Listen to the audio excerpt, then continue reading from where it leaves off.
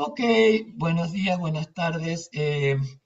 Hoy es el 26 de junio del año 2025, así que hoy teníamos como proyecto comentar el ensayo, la entrevista que mandó José de la filósofa barcelonesa, que me gustaría que empezáramos por eso y después ir al nutritivo, al menos el primer capítulo que quedamos en leer de los dos de Alberto Ure. Realmente tiene cosas muy interesantes para comentar y muchas creo que nosotros las hemos venido trabajando estos años. Entonces, pero bueno, es interesante encontrarse con alguien como Ure que tiene una enorme experiencia, ¿no? No sé si empezamos por lo de la filósofa, qué ideas a ustedes les llamó la atención. Yo me hice algunos subrayados aquí en amarillo y bueno, después puedo ir pivoteando, depende de lo que ustedes planteen.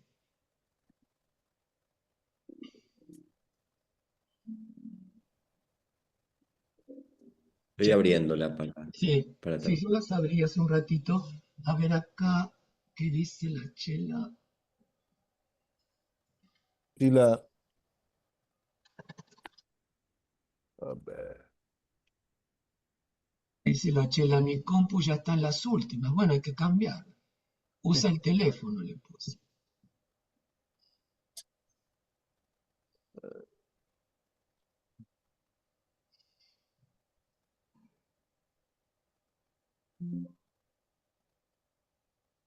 Laura Gevadotti Pascual.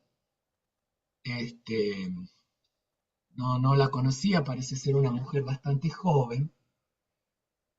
Y como hicimos nosotros, la nota parece ser que el punto eje es la crítica de los fundamentos de la modernidad.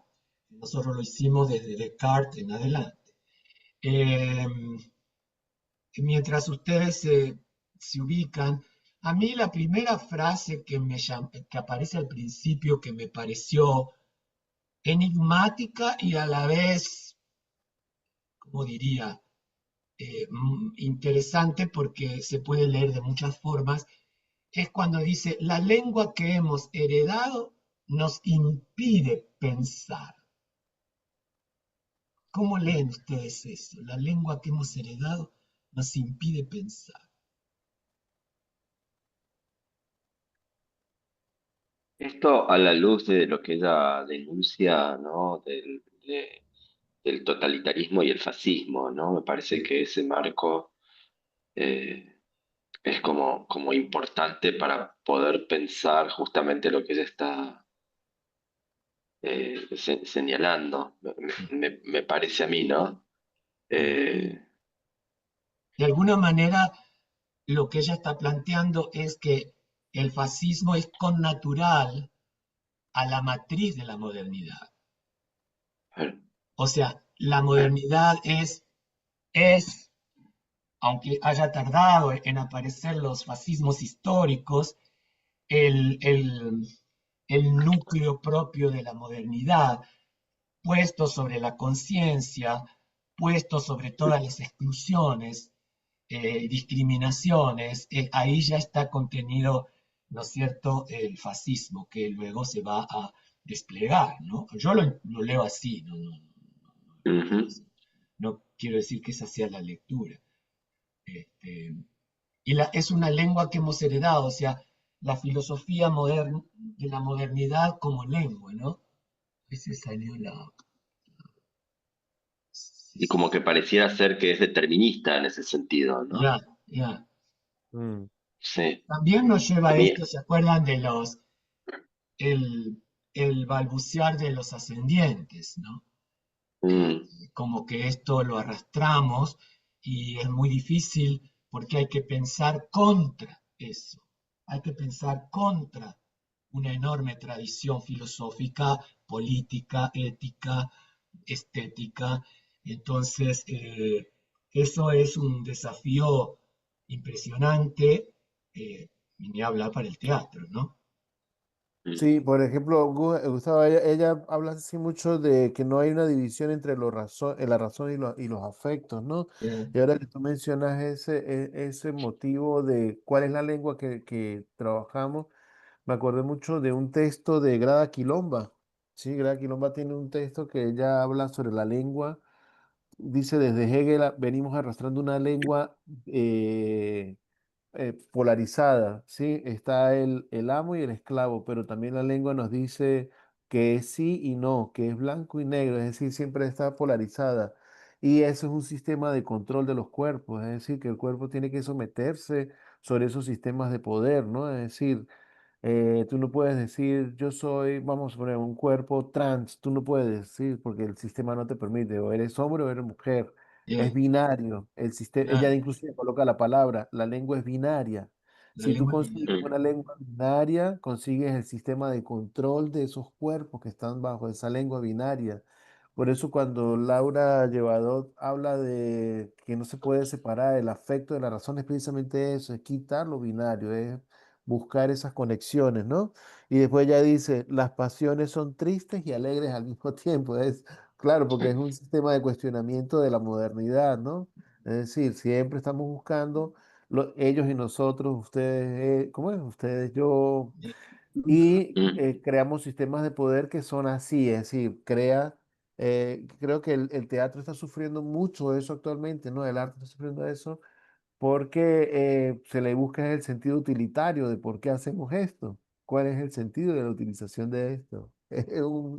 Incluso en estos días estuve trabajando sobre las comunidades indígenas y tiene otro sistema totalmente diferente que no es binario, sino que es abierto y se conectan con otras cosas, ¿no? Claro. Es muy diferente al sistema Las occidental que que nosotros. son binarias son las lenguas occidentales. Sí, esas que son de control, ¿no? Claro, por eso ella, lo que vos decís es que todo sujeto tiene, porta, lleva o tiene que entrar dentro de las rúbricas que ya Hola, la lengua tiene. Hola, Grace. Finalmente te conectaste. perdón, sí. Bueno, que toda lengua tiene rúbricas, ¿no es cierto? Ahora estamos Sí. con el lenguaje inclusivo y bueno, por ahora tiene un éxito muy parcial, pero es muy difícil desbaratar el orden binario de una lengua occidental. Ahora, justamente la modernidad que sostiene esas lenguas, porque no olvidemos que paralelo a Descartes o inmediatamente posterior a Descartes, en Francia aparecen los gramáticos de Port-Royal, que van a, y la lógica de Port-Royal, lógica y este, y gramática, en la cual ellos van a trabajar sobre esto, sujeto predicado, objeto sujeto y todos Mm. los binarismos ya estructurales. Ahora, lo verdadero y lo falso en el campo de la lógica.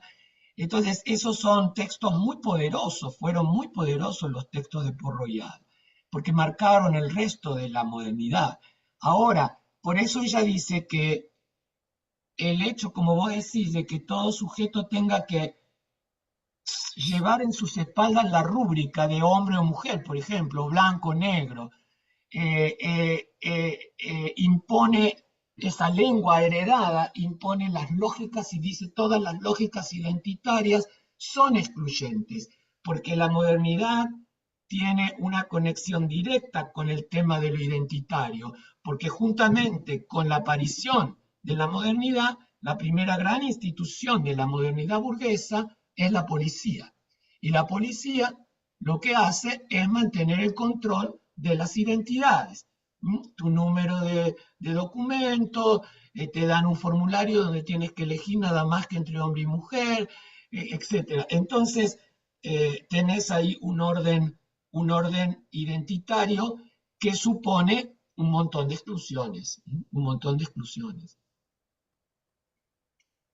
Sí, yo también lo había asociado con el tema, yo que estoy más con lo de los ancestros y el farfullar de los ancestros que habíamos estado hablando, eh, lo había asociado también con esto de cómo de la historia tiene que ver con colonizar y cómo la lengua va quedando, la lengua del que colonizó, y algo de eso está también como en la historia de cada uno, como saber, como tener un pasado desconocido con lenguas que desconoce de alguna manera. Claro, claro. Eh, y también como ahora en la modernidad no hace falta tomar, en la colonización antes era tomar la tierra, ahora no hace falta, se puede colonizar culturalmente sin necesidad de tomar la tierra, de invadir, digamos. Bueno, nos Algo de, colonizan con la tecnología, que también claro, es como decía José, es como las pasiones y eso ni son buenas ni malas. La tecnología nos permite estar ahora juntos a nosotros, pero a su vez puede ser devastadora. Bueno, Entonces, Sandra, ahí hay, como habla esta mujer, ¿cómo se llama? La postestructuralista, Judith Butler. Ella dice que Vale. precisamente los territorios dejan de convertirse en espacios específicos, sino que ahora son todos los espacios donde nos movemos, ¿no? Es decir, claro, sí, sí. donde tú ejerces tu discurso, ahí es el territorio donde te estás moviendo. Incluso ella habla del discurso y ella va un poco más allá. Después dice, bueno, la sexualidad del cuerpo va de acuerdo al gusto sexual o cómo se aplica ese órgano sexual, cómo usted lo ve, cómo usted se identifica con ese órgano sexual, si sería su territorio cuerpo. Entonces el cuerpo, ya no hablan de un territorio binario, sino que es un territorio que se va expandiendo y puede ser en cualquier área que nosotros nos podemos debatir las ideas, ¿no? Se construye eso. Entonces creo que ahí es ese sistema de posesión. Gustavo dijo una palabra que a mí sí, me desagrada mucho, ¿no? Y Gustavo, que es la del fascismo que va creciendo, porque de verdad me desagrada en el sentido de que es verdad, o sea, tú lo vas viendo que el fascismo crea sistemas de territorio donde somos colonizados de nuevo, ¿no? Estábamos así nosotros a finales del siglo XX, estábamos hablando del discurso decolonial, que ahora veníamos con las nuevas lecturas de los calibanes y todo, que van a, así, aquella de lectura de Mesecer y todo, después de todos los decoloniales. Y ahora volvemos otra vez al sistema colonizado, pero a través de las redes sociales, de la tecnología, de los sistemas de imposición gubernamental, dictatorial, que no son las dictaduras como eran antes, sino ahora hay otro tipo de dictadura, que es la dictadura del cuerpo, la dictadura del discurso, la dictadura de la red. Y ahí es donde creo que nosotros tenemos que como colocar así el dedo y hablar, bueno, ¿y qué tiene que ver el teatro en todo ese juego de ese territorio y cómo reacciona ante ese movimiento fatal del fascismo, ¿no? Porque el fascismo apaga y congela, ¿no? O sea, te dice, Cipriano, usted ya no puede hablar de eso. ya, Graciela, no puedes colocar ese video, no, es imposible. Estás hablando de cosas que no están dentro de nuestro sistema y nadie lo comprende. Nadie te va a Pero a mí comprar me eso. parece que, a mí me parece que el problema más grave que no es que se dice explícitamente que no se puede, sino que lo No que se empieza a lo dice. suceder, no, claro, que lo que empieza a pasar es que dejamos de pensar la posibilidad de hacer. Claro. Me parece que justamente el texto va hacia ese lado, ¿no? Que ya no hay posibilidad de pensamiento. Y eso uno lo puede vislumbrar rápidamente. Creo que a todos nos cuesta cada vez más pensar en el sentido de pensar un espacio mínimamente crítico de cómo llevamos nuestras vidas cotidianas o cómo llevamos nuestros trabajos, y si vamos a nuestro propio trabajo, a cómo Mm, hacer teatro, ¿no? O sea, incluso es difícil pensar una forma distinta a hacer lo que estamos haciendo, digamos.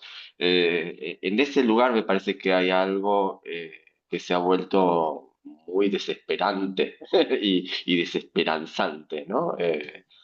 Es- la verdad que me parece que en ese sentido me parece que el lenguaje empieza a ser como un problema para nosotros, porque no tenemos no solo ¿Cómo cómo nombrar otras nombrar? cosas, sino ni siquiera sabemos, no sabemos, directamente no sabemos. Es algo como lo que pasa es que impresionante. décadas atrás podíamos pensar a Mm, partir de ciertos discursos validados a los que uno, validados o transgresivos, a los que uno podía eh, afiliarse, qué sé yo, porque mm, estaba todo esto de las utopías, teníamos una utopía de cierto modelo social alternativo que nunca se produjo, y cuando se produjo fue para peor.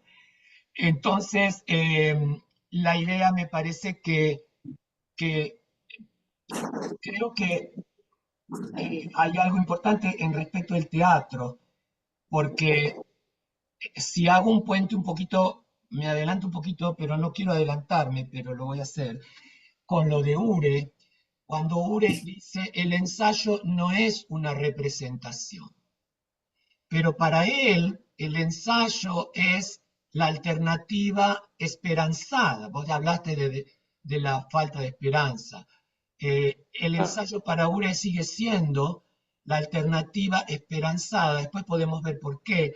Pero en el caso de esta filósofa, lo que ella justamente dice, el momento creativo es ese que implica una ruptura con la ley vigente y la aparición de un intento que no sabemos dónde lleva. Ure dice lo mismo, en un ensayo no sabemos dónde vamos, de empezar de nuevo con un nuevo derecho.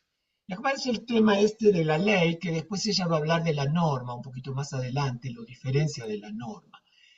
Entonces, los fundamentos de la ley, después dice, son arbitrarios y por lo tanto, esto me parece esperanzado. Si los fundamentos de la ley son arbitrarios, si el campo fálico es arbitrario, podemos subvertirlo, podemos, como dice ella, desfundamentarlo, desfundamentarlo.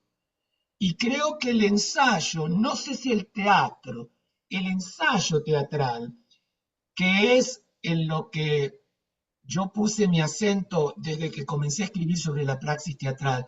Yo dejé de hablar de los espectáculos, dejé de hablar de las obras, porque íbamos a Cádiz, íbamos a distintos festivales, después había que escribir sobre las obras para que Villegas publicara sus libritos.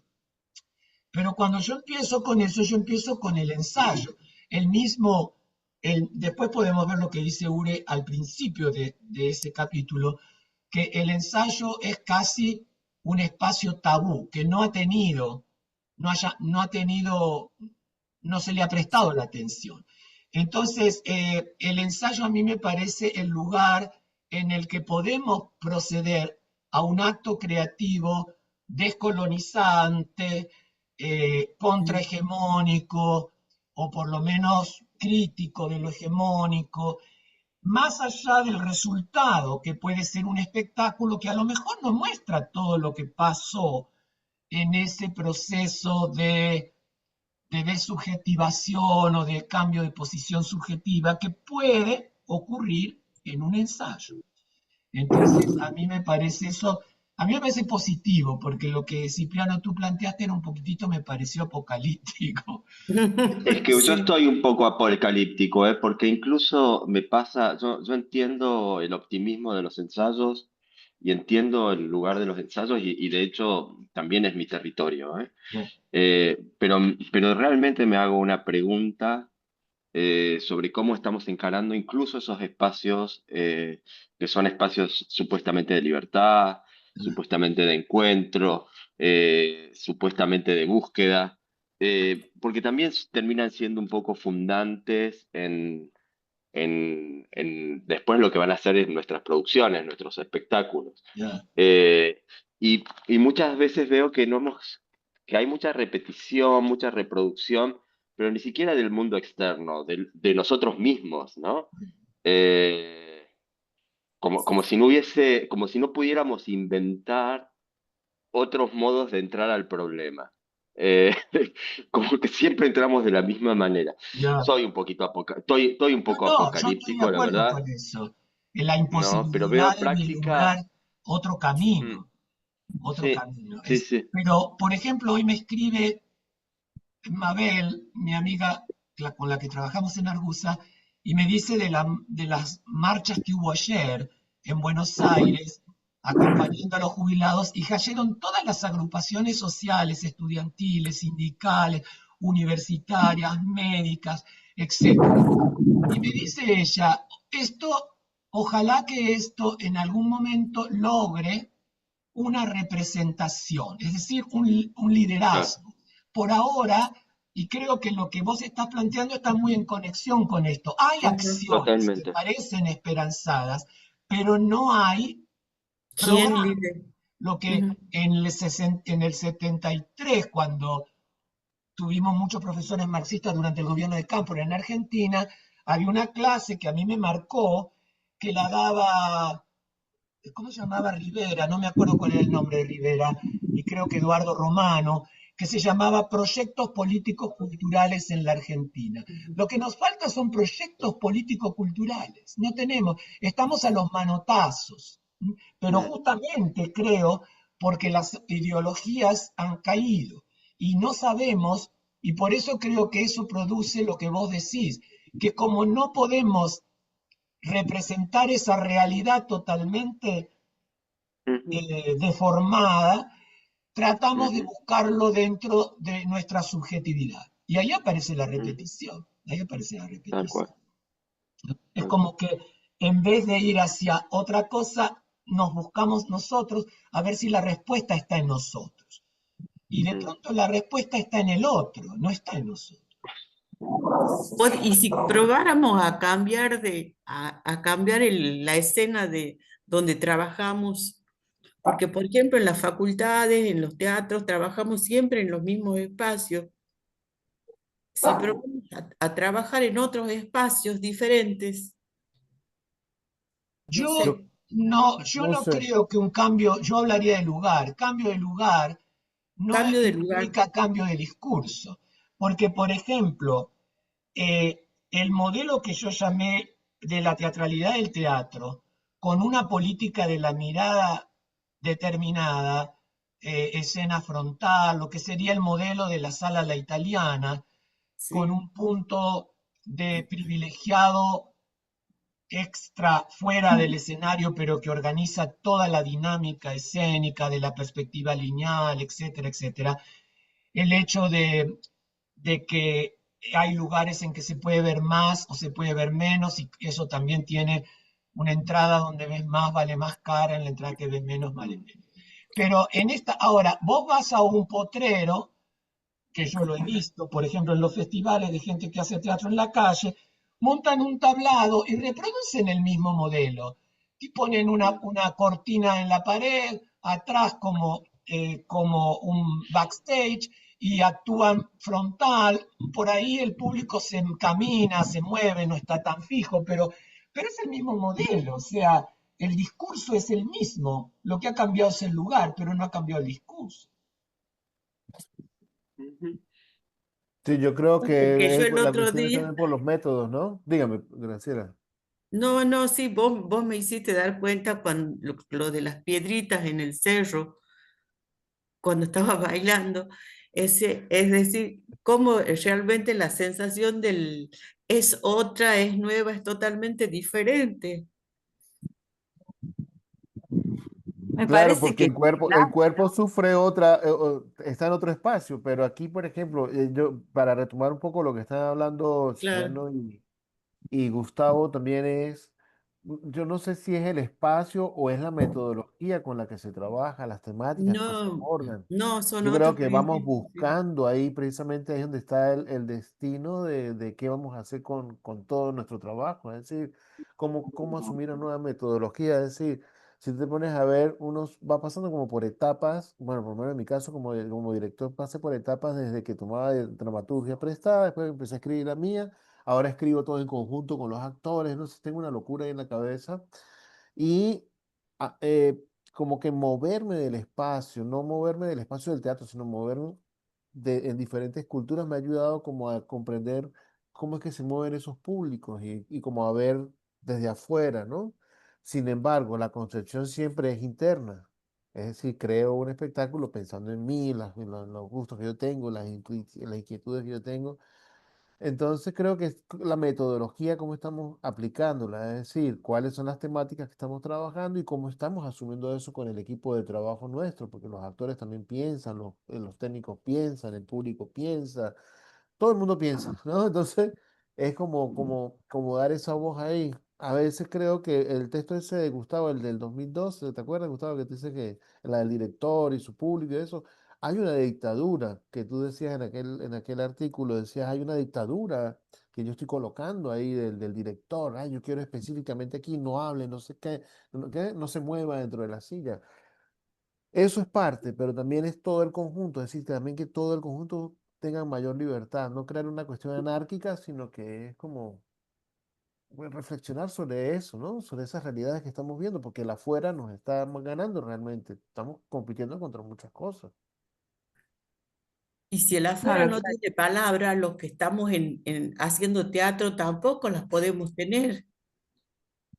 El afuera no está teniendo mucha palabra para buscar, para saber qué es lo que está pasando, para, para tratar de ver qué puede venir. Cuando se habla del fascismo, yo hallo que se remite mucho a la escena del campo de concentración. Sí.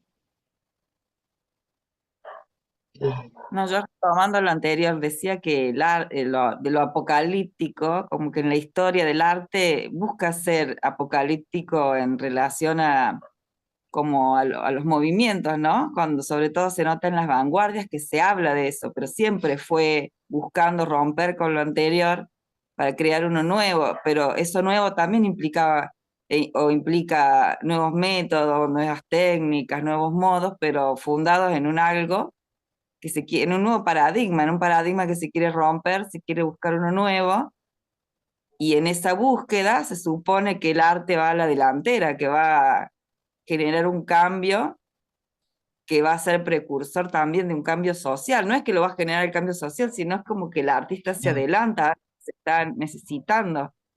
Entonces me parece que por ahí viene lo cuestiona la apocalíptico. ley, el acto creativo que cuestiona la ley.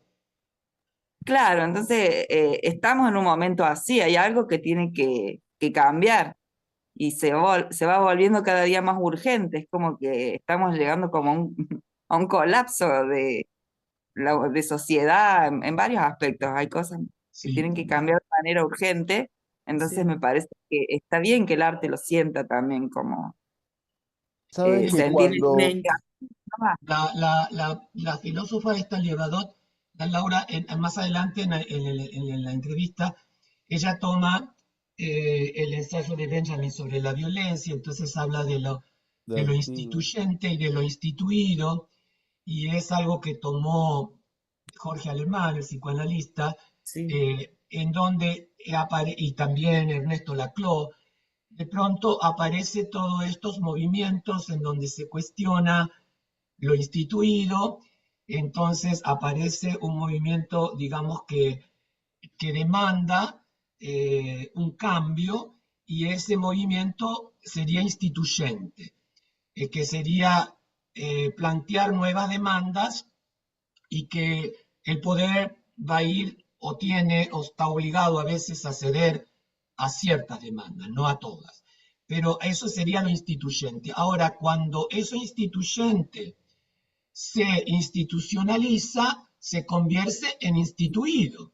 Y ahí entonces se convierte en una nueva ley que otra vez hay que comenzar a cuestionar. más cómo se Entonces, institucionaliza, porque tiene que ser validado por los mecanismos que reconocen. ya, ya, Entonces, de todos los claro, movimientos, hay que institucionalizar. dígame. No, eso, que a lo mejor hay un movimiento nuevo que Ajá. va hacia un lugar, pero cuando los mecanismos que instituyentes lo toman, le dan valor, lo instituyen, de alguna manera eso nuevo, innovador, se adapta a lo que ya es. Entonces ya, termina siendo parte de la gran masa en vez de cambiar, de ya, romperla. Claro, porque creo que son como instantes, ¿no? Modificar y otra vez.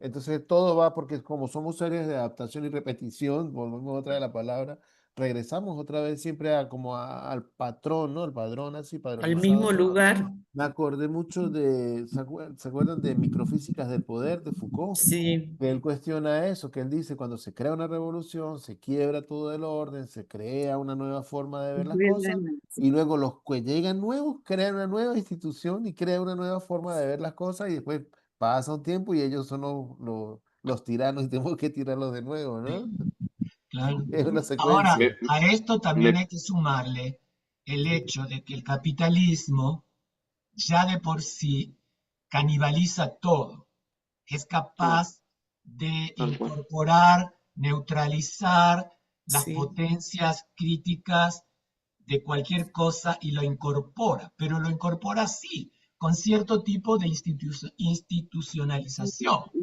Se ha hecho en la Entonces, Argentina con la palabra libertad, cómo se Y tomó y se como, dio vuelta, mirá, es algo, y como simulacro. y además, claro, como que se le cambió el sentido y perdió todo el valor y hay mucha gente que no lo cuestiona. Se Me me vino a la pregunto si cabeza esta, mi, perdón. no, que me preguntaba si esta vuelta a la revista que hace el Teatro Nacional Cervantes no tendrá que ver con esto, que empezamos hablando de eso, ¿no? Es un espectáculo donde se homenajea al Teatro Nacional de Revista, a las grandes figuras, impulsada por el Teatro Nacional Cervantes. El secretario de Cultura es Cifeli, que viene del teatro musical.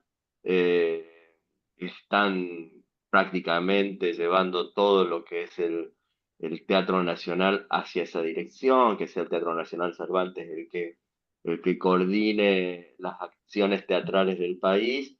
El Instituto Nacional del Teatro está siendo llevado hacia ese lugar también.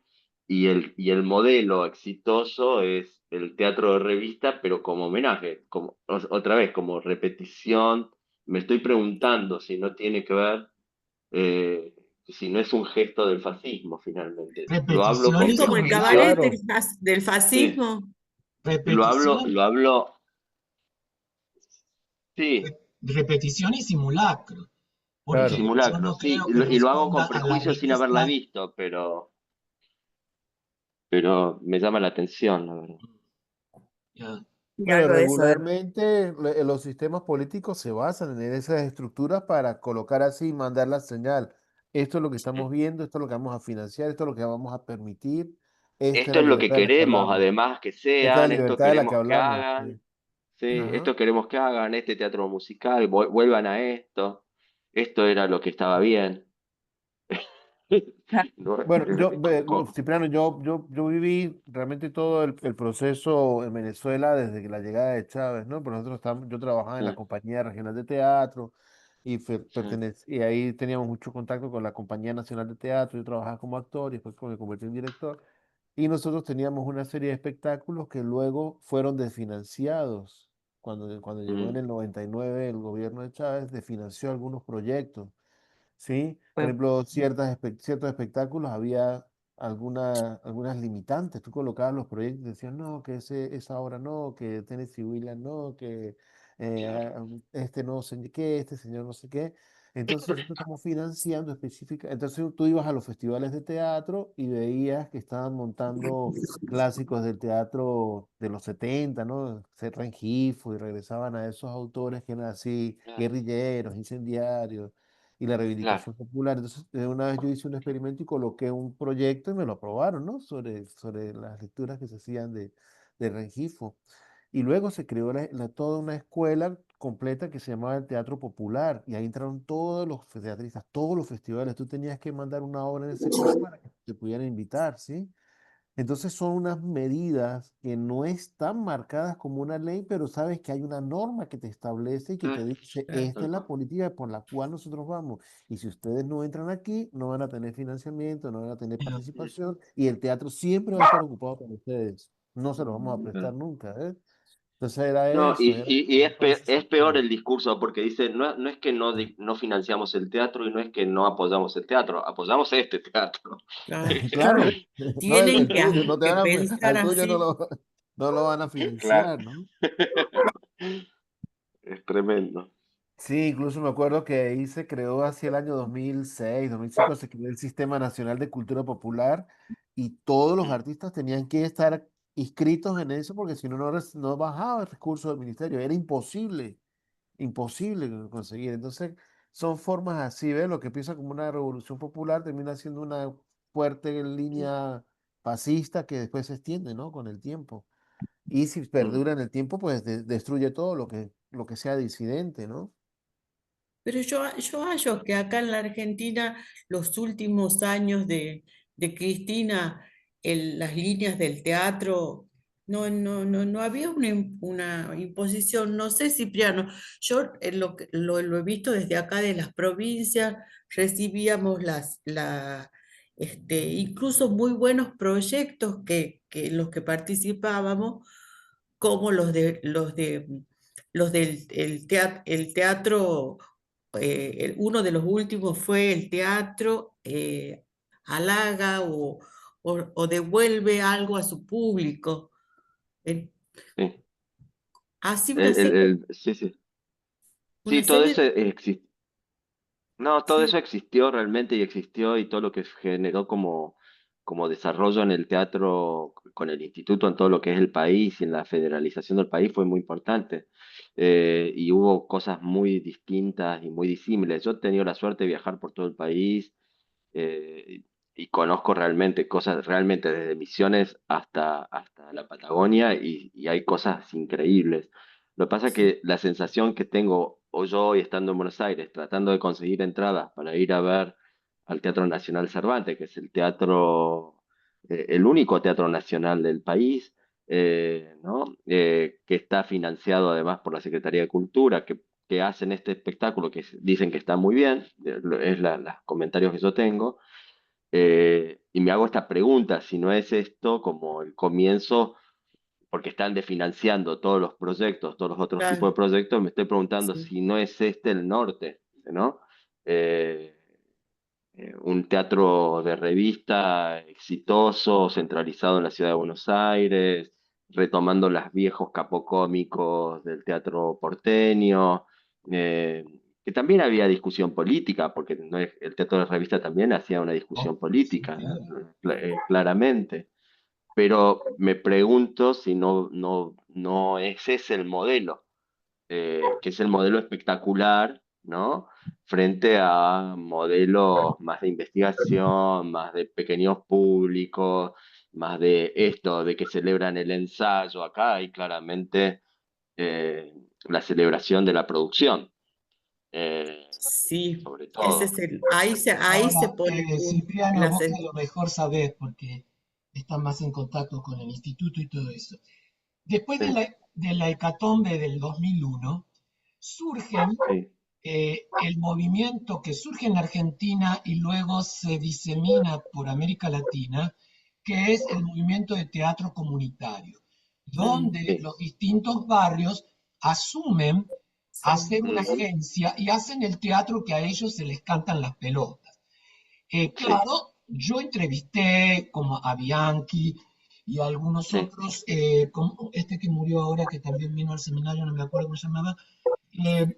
Ellos, claro, había una serie de, por lo menos una persona con mucha experiencia, que organizaba eh, o sabía cómo llevar a cabo el proceso, pero en general, al principio, estos directores se atenían a no imponer sus propias ideas estéticas o lo que sea sobre el teatro, pero la gente cosía, pintaba, la gente trabajaba todo el día y a la noche recansados, algunos por ahí muertos de frío y de hambre, se iban a ensayar y salieron grupos con una potencia teatral muy sí, fuerte.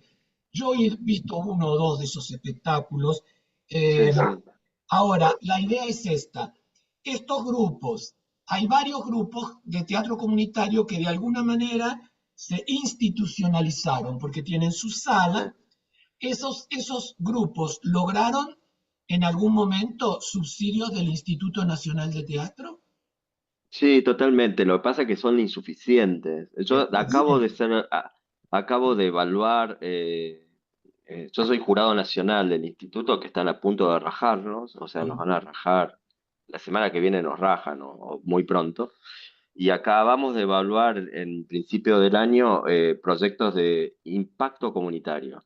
Y a mí me toca evaluar las provincias de Santa Fe, Córdoba y Entre Ríos.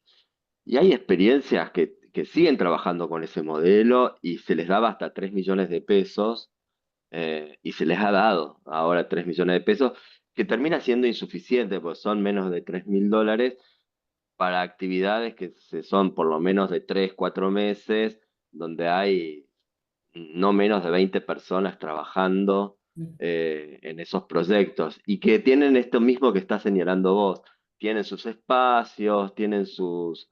es absolutamente amateur, que eso se hace teatro cuando se puede, como se puede, recuperando material.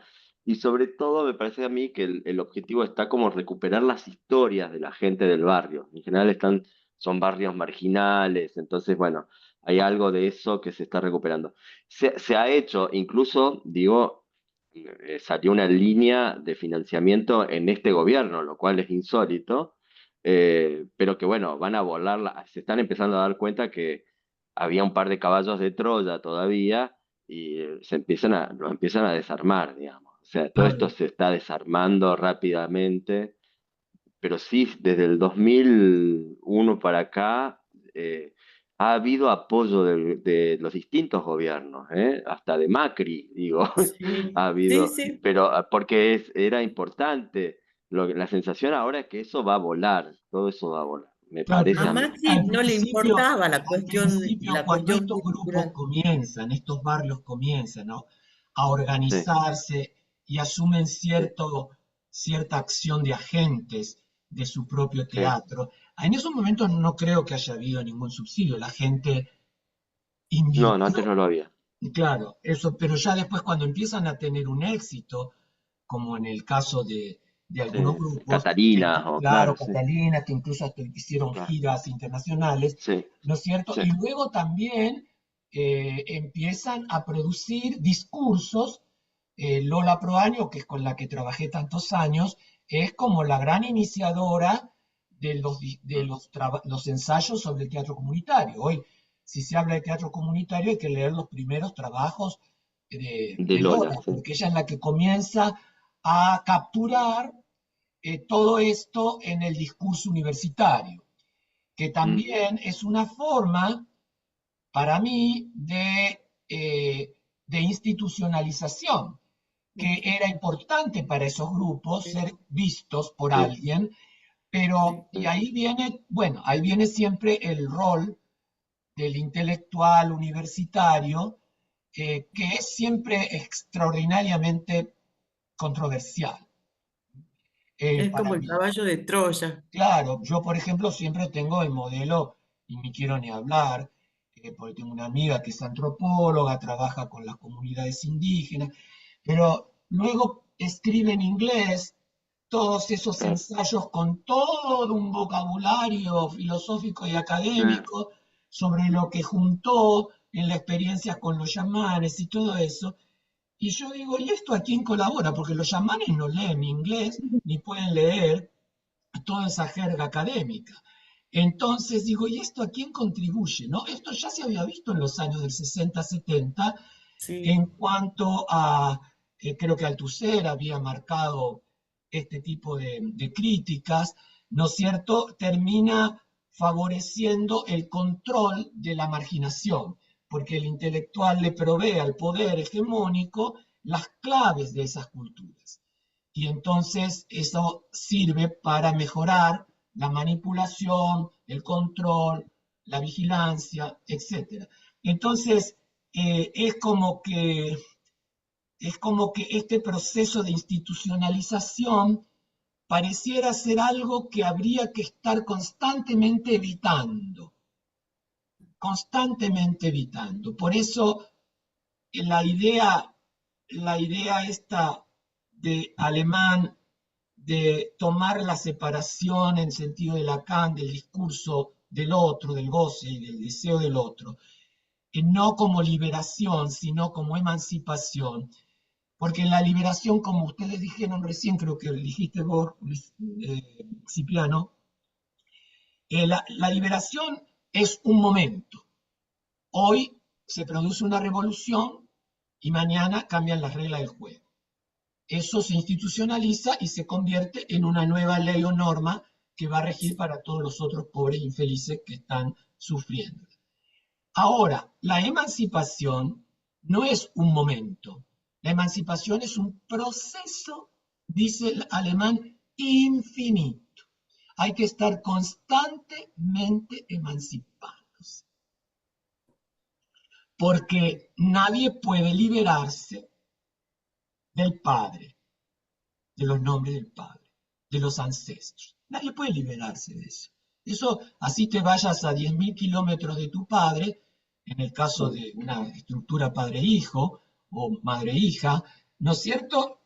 No te liberas, estás siempre, porque te llevas eso en tu estructura subjetiva. Entonces, la emancipación puede darse en tu propia casa, frente a tus padres, en un proceso de separación doloroso, difícil, crítico, pero que te empieza a pautar en qué, como dijimos la vez pasada, en qué estoy yo implicado en todo esto que me pasa, porque el analizante va a una sesión y se la pasa 2 años hablando de la novela familiar, y donde él es la víctima y todo lo que le hacen y lo que quisiera hacer y el amor que tiene y el amor que no tiene.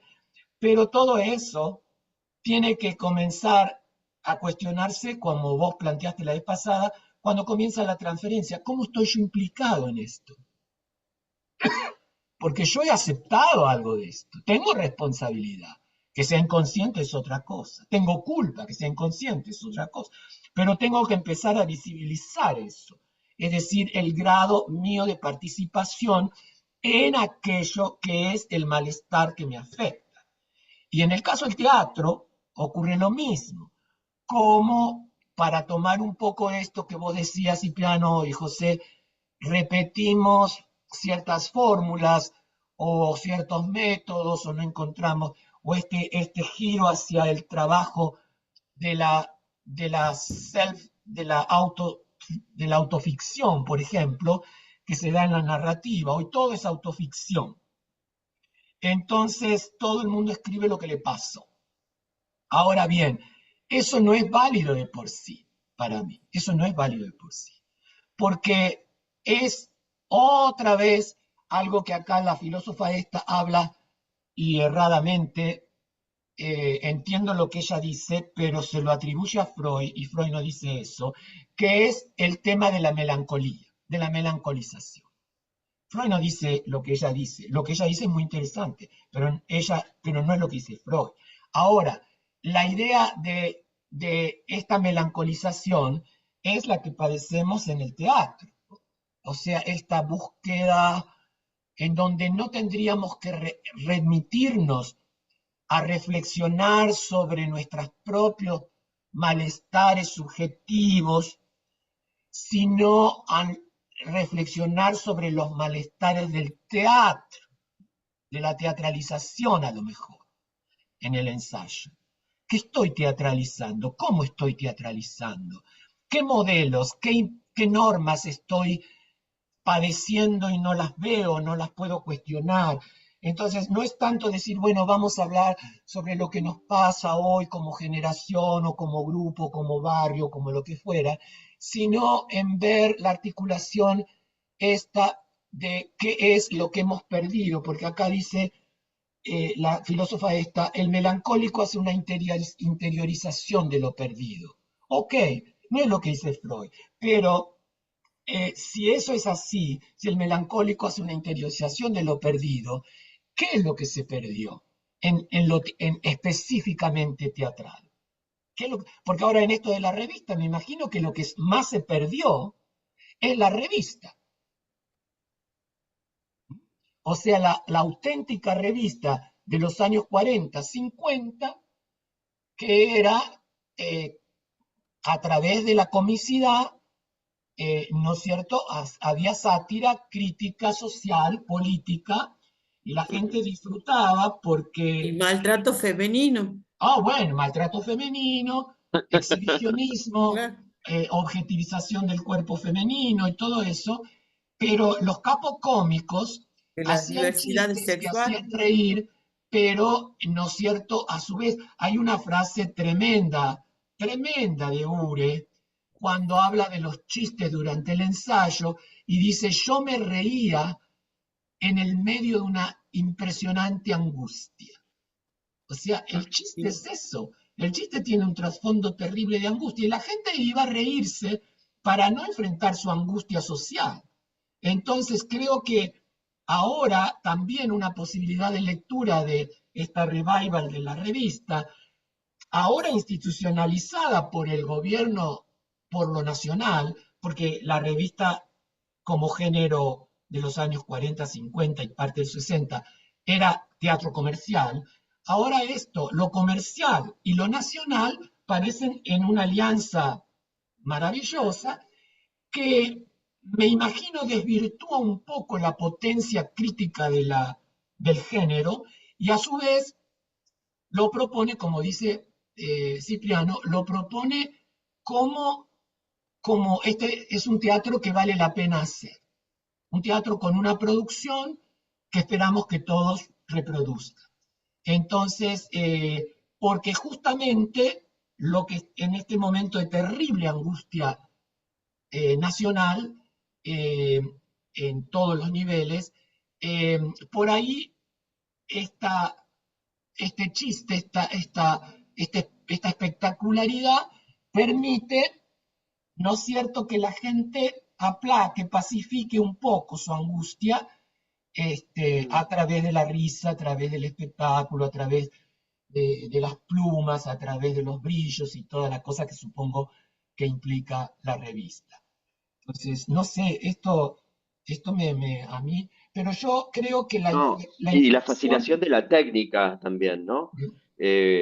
También la fascinación de la técnica y de lo espectacular. Me parece que estamos en un momento donde la técnica, la tecnología, eh, yo le digo como el malabarismo, el tipo que hace con 5 pelotas y quedamos diciendo, ah, qué bárbaro lo que hace, como si eso es lo que se celebra finalmente, el virtuosismo, ¿no?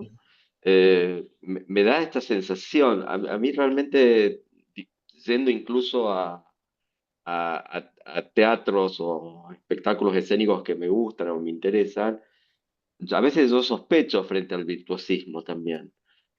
Porque también hay algo de eso que, que también tiene que ver como la celebración del saber hacer, ¿no? ya. Eh, y me preocupa, digo, me preocupa porque no deja mucho espacio para la crítica, para el pensamiento, no deja mucho espacio. Es un Yo, saber hacer que ya está yo comprendido. puedo ser un poco cruel con ustedes. Por supuesto. Este, nosotros tuvimos, viendo en retrospectiva todas estas nuestras reuniones, en lo que yo lo veo ahora que estoy hablando con ustedes, no lo vi antes, lo acabo de ver, que el trabajo debería ser sobre el momento creativo de poner en emergencia los saberes instituidos en el teatro, sobre todo aquellos que han sido institucionalizados en la universidad. Ujú. Yo hice el intento, y ustedes me sacaron, de comenzar a leer a contrapelo a Stanislavski. Solo tuvimos una reunión y después eso como que no les prendió.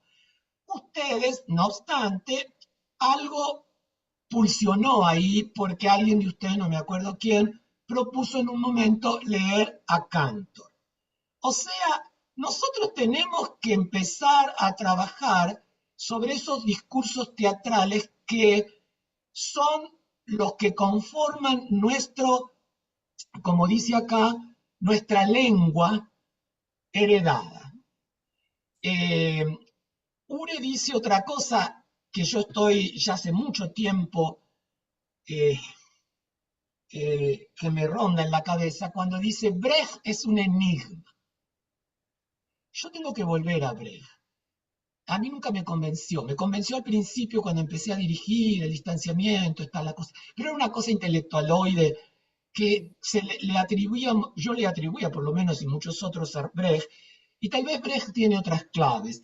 Yo tengo que volver a leerlo, pero la idea también ahora, eh, eh, Cipriano nos propuso leer a Ure, y es una maravilla, porque estamos entonces empezando a leer aquellos personajes maestros, ¿no es cierto?, que configuran justamente aquello que nosotros tenemos que poner en crisis.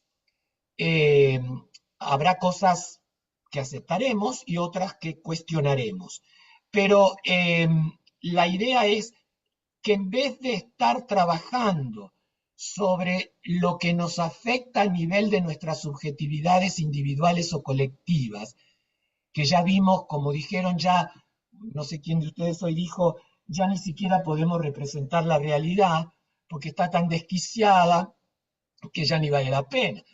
Pero en ese trabajo con lo real, que es tan difícil, en vez de la realidad, lo real, el vacío, la castración, la angustia, pero la angustia no tanto la veo ahora como la angustia que traen los actores, la angustia que traen los dramaturgos, la angustia que traen, sino la angustia del teatro, del saber teatral, del saber hacer teatral. Ahí hay que deconstruir todo eso. Si hay una puertita que nos abra a algún lado, en el teatro va a venir de ahí. No de hablar de la violencia doméstica, no hablar del machismo, no hablar del medio ambiente, del defensa del medio. Es hablar del teatro, del teatro. Yo pude escribir un trabajo sobre, no sé si lo escuchaste vos, Cipriano, sobre todo que viajás, la Chela por ahí lo conoce. A mí me parece que hay un tipo en Tucumán que ahora dejó de escribir, publicó las 10 obras que se lo publicó la Universidad de Tucumán, y, en todas las obras empieza primero con trabajos muy críticos sobre situaciones sociales, como por ejemplo una obra se llama Papel, Papel, en donde aparece todo el tema de los que juntaban los papeles. A ver, espera un segundo. Rafa, ¿puedes atender? Están llamando y no sé quién es. Entonces, pero lentamente él fue trabajando, luego trabajó el tema de la tortura, y así, y en su última obra, que él la montó, él montaba todas sus obras, y a mí me encantaban los montajes que hacían, porque a veces los he visto en persona y en proximidad, digamos, y los he visto algunas por video. Y cuando escribió la última obra y me la mandó sobre la muerte del teatro, es la muerte del teatro. Es un tremendo ritual, completamente oscuro, difícil de entender.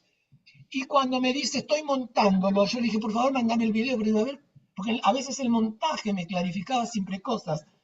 Eh, y, eh, y cuando vi el montaje, tuve una desilusión total.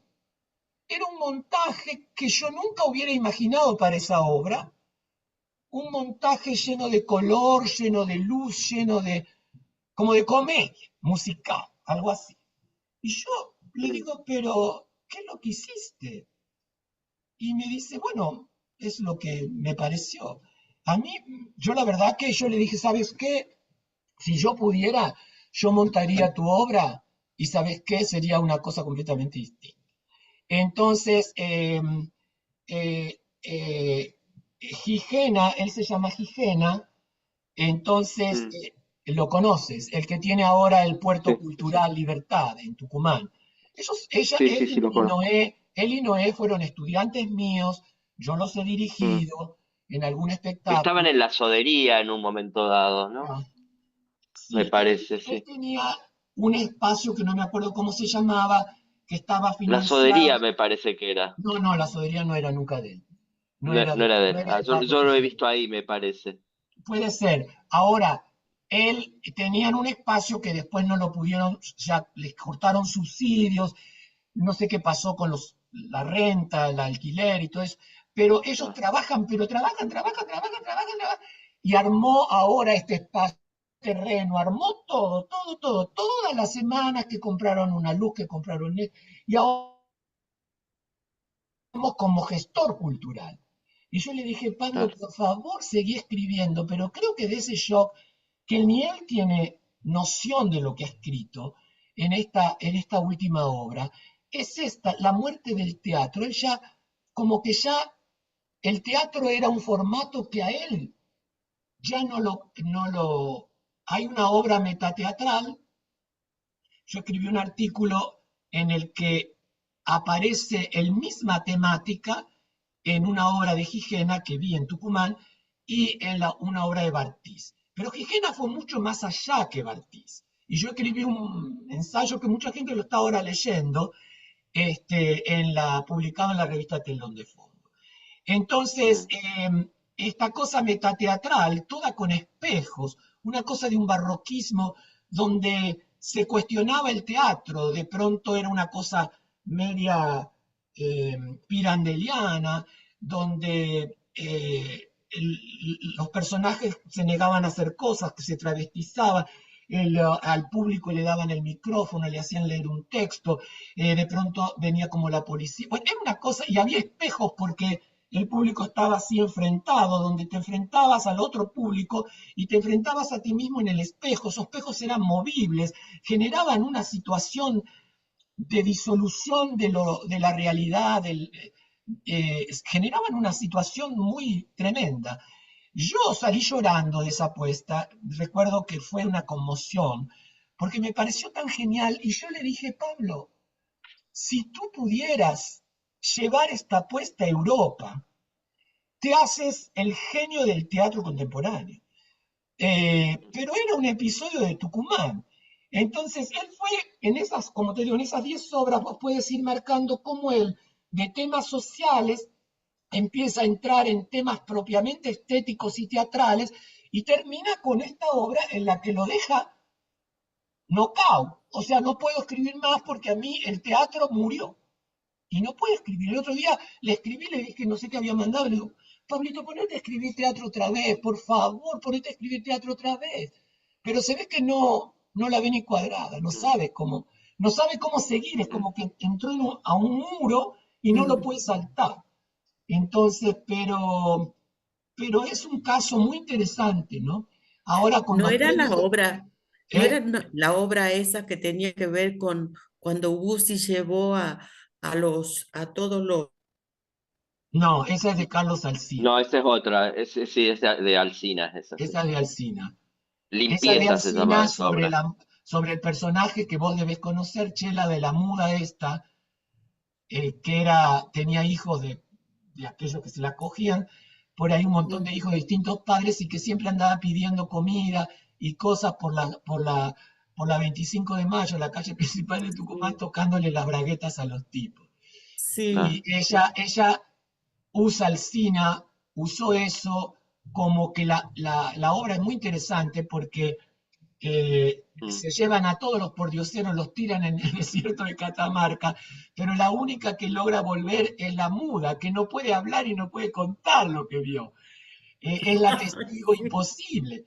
La obra, ¿cómo se llamaba la obra? Yo la vi, Limpieza se llamaba. la escribió limpieza. cuando, Limpieza se llamaba la obra. Limpieza. La escribió cuando todavía éramos muy amigos y trabajábamos juntos en Teatro de Hoy. Y la estrenó, creo, en el Teatro Caviglia, en Tucumán. Pero era muy interesante. Ahora, Sí. creo que, pero ahí todavía seguimos en un teatro que en esta obra de limpieza no se cuestiona nada de la teatralidad. No, no, No, es no, una para cosa nada. social. Al contrario, lo asume totalmente, claro. Ya. Él asumió todo eso y sigue dando Claro, sus cursos en Italia sobre Stanislavski, sobre Tennessee claro. Williams, sobre Brecht. A mí me gustaría saber qué es lo que hizo sobre Brecht, pero la verdad que tuve muchos momentos no muy lindos con Alsina, a pesar de que él me metió en el teatro realmente, y yo no quiero mucho intercambio. Le publiqué 2 libros en Argusa y Ujú.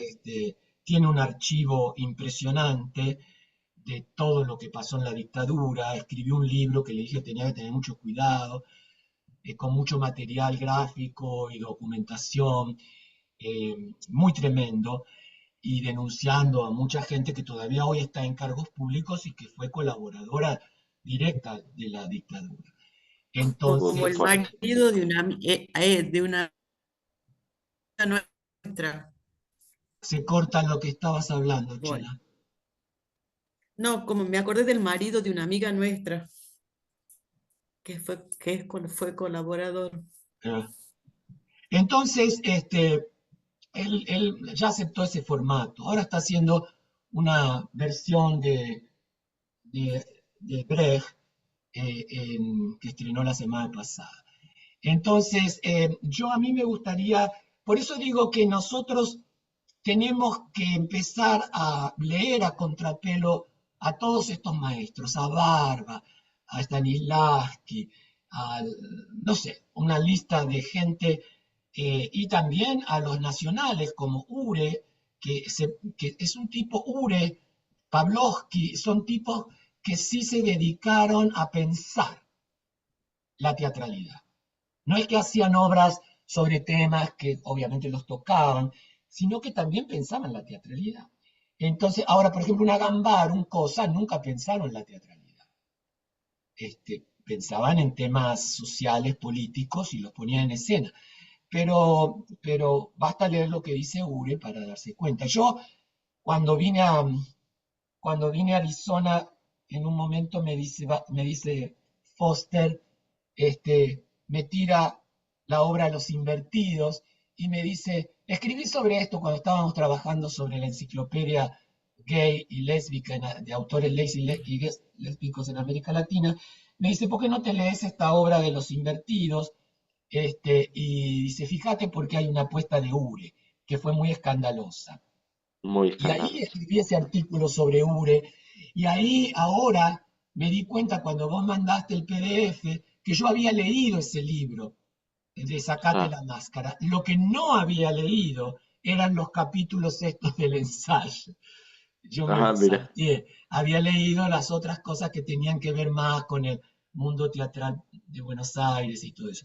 El otro día estuve un poquito indignado esta semana porque se dieron los premios de teatro. Ni uno de las provincias. Dios santo. No. Qué horror. Qué horror. Claro, menos ahora. Tremendo, No. tremendo. Un ninguneo total. Así que acá Ure es una, sí, perdón, pero volviendo sobre Ure, Ure yo también lo traje porque me parece que, por ejemplo, para mi generación es casi, es una figura que se rescata a partir también de Bartís y como una forma de volver a pensar la actuación como eje como en el centro de la producción espectacular, digamos, ¿no? ya, Por fuera también del sistema stanislavskiano, por fuera, digamos, como una actuación mucho más vinculada a la creación. Y me parece a mí que toda esta movida que está habiendo en Argentina de resaltar al actor creador, nace en alguna manera en Ure. Yo creo que Ure fue una persona muy poco reconocida en el momento que debería haber sido reconocido. Fue como a posterior, digamos, como ya. que hoy aparecen los escritos, ¿no? De Ure y nosotros lo estamos leyendo como diciendo, mirá lo que el tipo decía hace 30 años, Ya. 30 40 años, ¿no? Como que hay algo de eso que de pronto pareciera que habla de nuestro tiempo. Y aparte, Una Eh, cuando lees esos gracia. dos capítulos, yo iba mm, haciendo el subrayado con la cosita esta amarilla en la computadora y me daba cuenta que el tipo ya hace 30 años tocaba un montón de tópicos que hoy nosotros volvemos a tocar desde la perspectiva de Lacan, que claro, le hemos venido trabajando claro, en estos 2, 3 años juntos. Entonces Sí. el claro. tipo lo larga una frase, no la desarrolla, no da los fundamentos Ujú, teóricos que lo ujú. llevaron a eso, tal vez su experiencia o lo que fuere. Ahora, yo creo que tampoco Ure fue valorado porque él de alguna manera tenía como una especie de querer proteger su marginalidad, ¿no? De no ser absorbido por la institución. A mí me da la sensación esa. La sensación que yo también tengo es que era un tipo, por lo que cuenta la gente que trabajó con él o que lo conocía, que era un tipo jodido, digamos. Entonces, que también maltrataba a los actores, a las actrices. Cuando hizo Los Invertidos, Carlos Pacheco escribió una crítica a La Nación y Carlos lo mató. eh, Porque, bueno, porque era una crítica al mundo gay, digamos, era incorrecto la visión de hablar de los gays de esa forma. Entonces era un tipo muy provocador. Eh, Mira, sí. yo solo vi una obra de él. Yo vi El Padre con Cristina Vanegas. Cristina Vanegas hacía del padre de Strindberg, todo hecho con mujeres. 1988, yo era muy chico y recuerdo que me impactó primero la decisión de que todos los personajes masculinos estaban hechos por mujeres sin caracterizar. O sea, esto era la primera situación transgresora, digamos, que era no, no hago de hombre, sino que soy la mujer que digo que soy el padre. Y después el trabajo actoral era, llegaban a unos extremos que pocas veces he visto en el teatro. ¿No? Yo nunca pude ver Eh, una obra de Ure. Era realmente espeluznante Extremos verla a del Cristina Vanega. padre. eh, Sí, sí, a extremos de violencia Ah, que no podías creerlo, ¿no? Actorales. Y me parece que se volvió muy famoso por eso, pero también muy controvertido por eso mismo, Bueno, pero ¿no? mira, si uno, eh, yo tuve la posibilidad, antes de hacer todas estas reflexiones de la praxis teatral, en casi 6 años, cuando entrevisté a tantos directores y directoras de América Latina, va, de las tres Américas, desde Canadá hasta Tierra del Fuego. Eh, y hay directores muy equivalentes a Ure, a Pavlovsky, por ejemplo, un Claro, director de una crueldad tremenda, de un autoritarismo tremendo. En México, por ejemplo, Margulis o Mendoza, claro. pero los actores los adoraban. Sí, sí. Yo he hablado con actores en Cádiz, por ejemplo, que a veces venían con otra obra no dirigida por ellos. Margulis me recibió y me dijo que él no iba a hacer la entrevista y me dijo, en tal caso dice, mire, yo ahora me voy al ensayo, usted mire el ensayo y responda a hacer las preguntas. Yo no estaba dispuesto a hacer eso, pero ahí llegó otro director mexicano y lo convenció de que hiciera la entrevista. Así le hice la entrevista a los dos.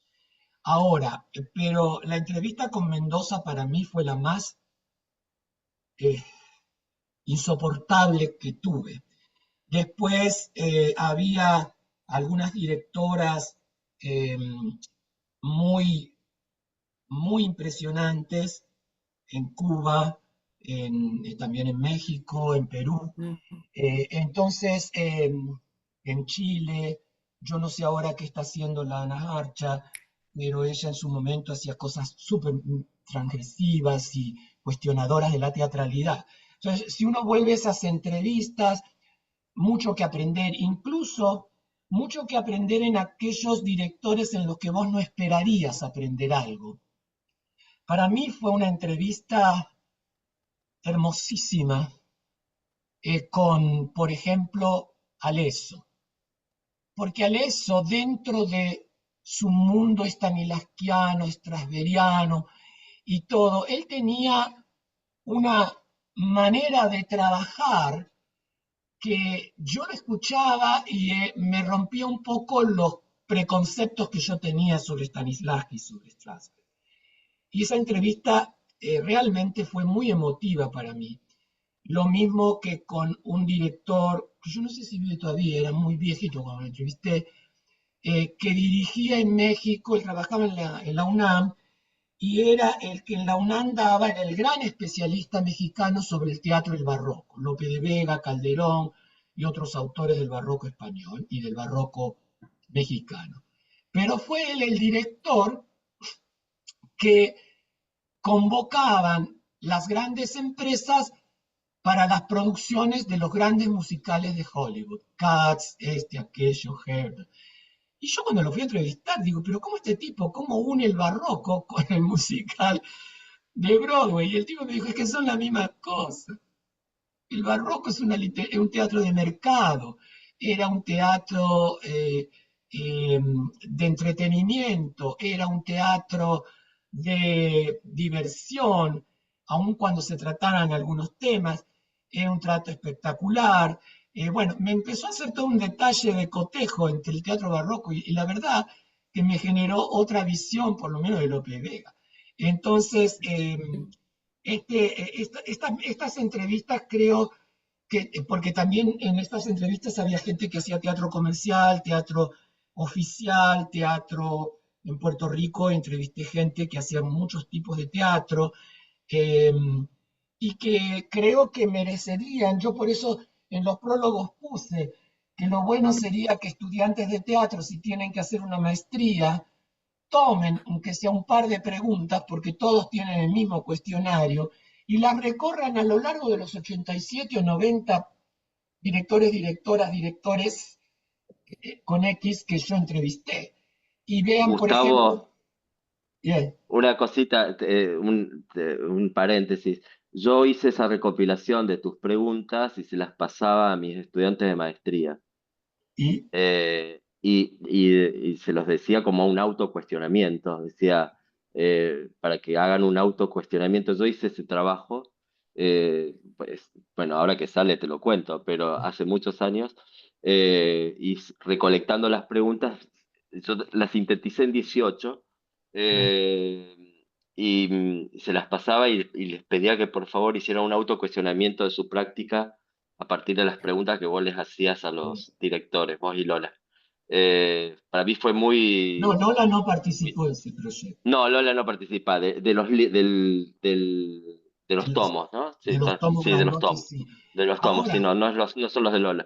Pero eso los, yo los pasaba y era muy interesante lo que producía, porque generaba, yo bueno, las preguntas las redacté evitando toda jerga académica, hasta parecen revoludas, y porque yo sabía que me iba a enfrentar con directores que hablaban desde su experiencia, entonces que no tenían formación académica, no iba a estar, ¿qué opina usted de, qué sé yo, de la rizomatización?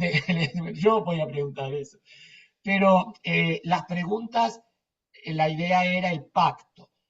Antes de ir viajar, yo tenía un pacto con cada director de seguir el orden del cuestionario, porque yo quería que ah, todo, el único que lo desbarató fue Margulis, fue Bartiz, y no me acuerdo quién más, que no los pude parar. Respondieron las preguntas antes que yo se las hiciera, pero no los pude parar. Entonces empecé con una o dos preguntas, por ejemplo a Bartiz, y no lo pude parar por 2 horas y media. Entonces, ahora, yo pienso que ahí hay un material, porque algunas respuestas son como muy inocentes, pero hay que tener cuidado con eso. O sea, habría que deconstruirlas. Entonces, pienso que yo decía, esto podría ser un material para, qué sé yo, una pregunta así tan boluda. ¿Usted dirige igual a los varones que a las mujeres? Y las respuestas son muy variadas. Uno puede tomar todas las respuestas de los 87 o más, no sé cuántos son directores, y plantearse una cantidad enorme de cosas. Fíjate vos que cuando yo hacía preguntas como esa, en algunos casos hubo directores que se levantaron y se fueron y aparecieron 10 minutos después. Algunos contestaban, sí, yo dirijo igual, a mí no.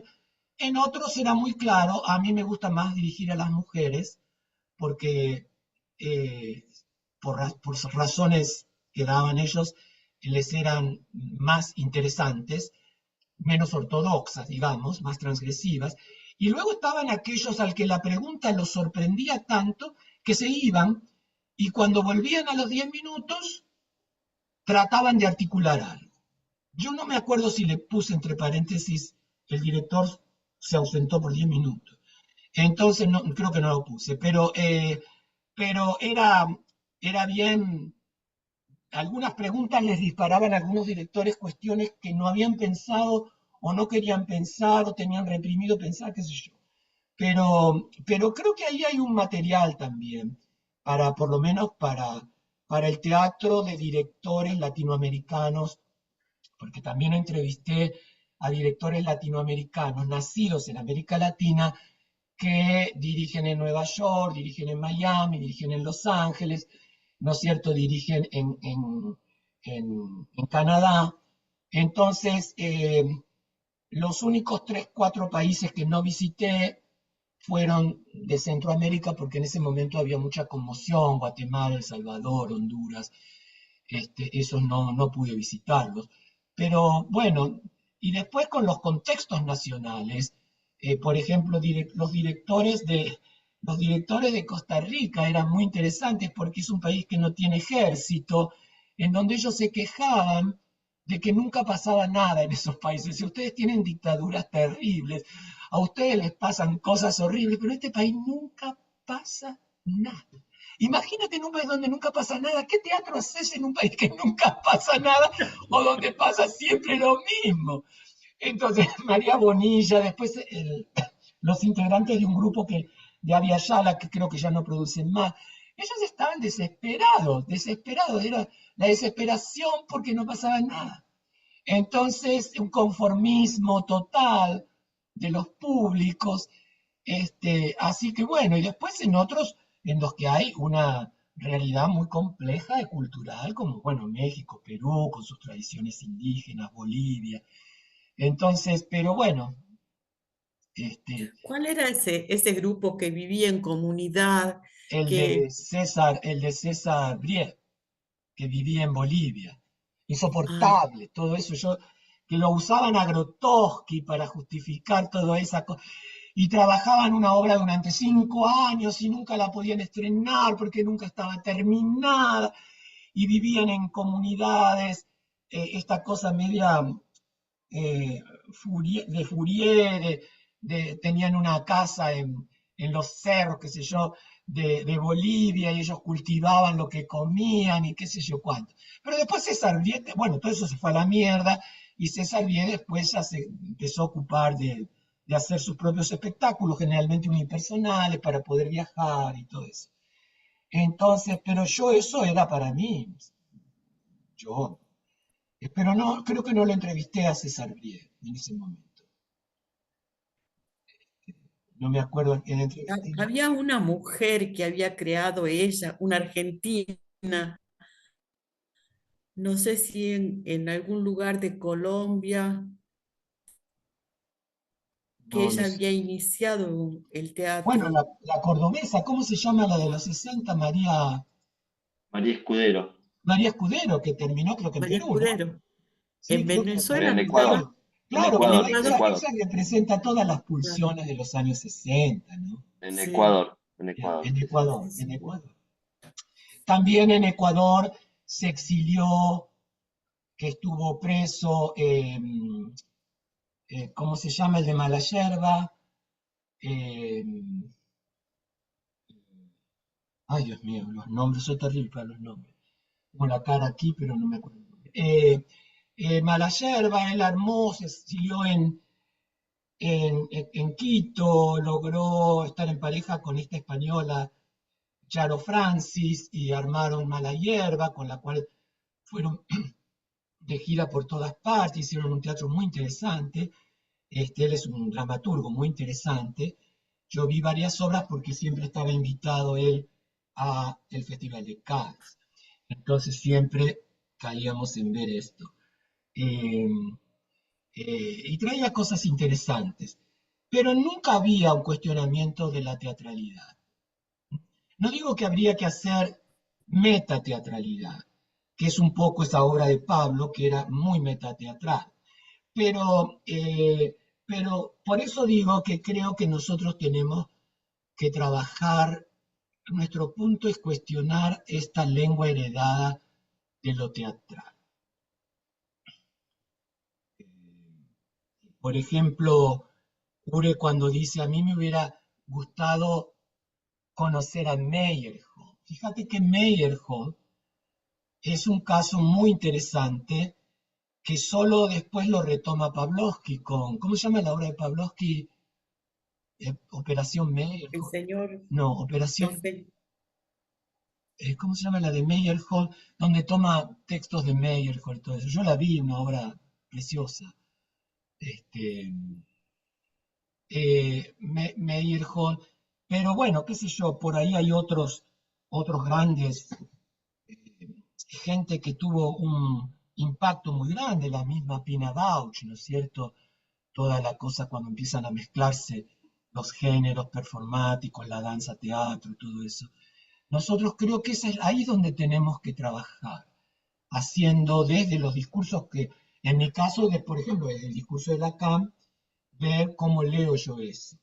Entonces, yo me quedé con la espina de seguir leyendo a Stanislavski desde ahí, porque desarmar a Stanislavski es revolucionario. Desarmar a Stanislavski hoy es revolucionario porque afectaría a todas las academias, donde Stanislavski está como el gran patrón de lo que es la actuación, en todas partes, no es solo en Argentina.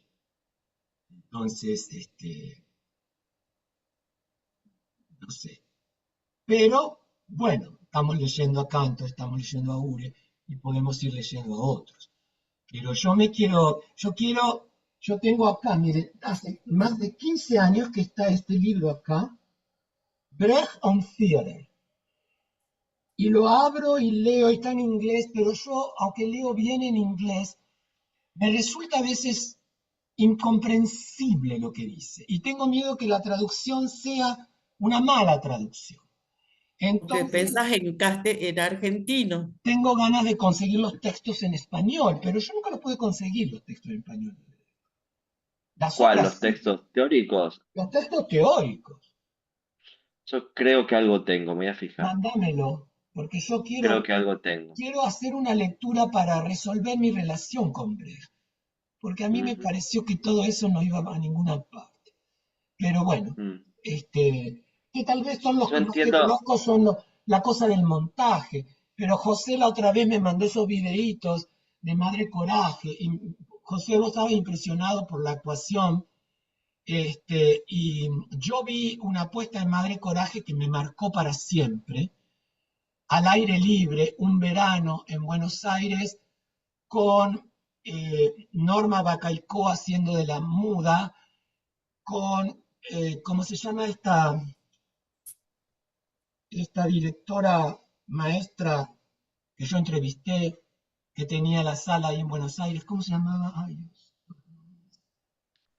Boero, La Boero, con Alejandra Boero en el papel de Mike. Alejandro Boero, claro. Mira, esa apuesta fue para mí inolvidable. Yo para mí, esa y la de Cantor, yo cuando vi Madre Coraje no podía creer, no podía creer. Después vi a Norma Bacalcoa y José Novoa en una adaptación de La Dama del Perrito de Chekhov, que la vi como 2, 3 veces, y para mí eso era, y la entrevisté, la invité a cenar a Norma Bacalcoa, una mujer de una timidez ya casi enfermiza, pero claro, en el escenario era fuego.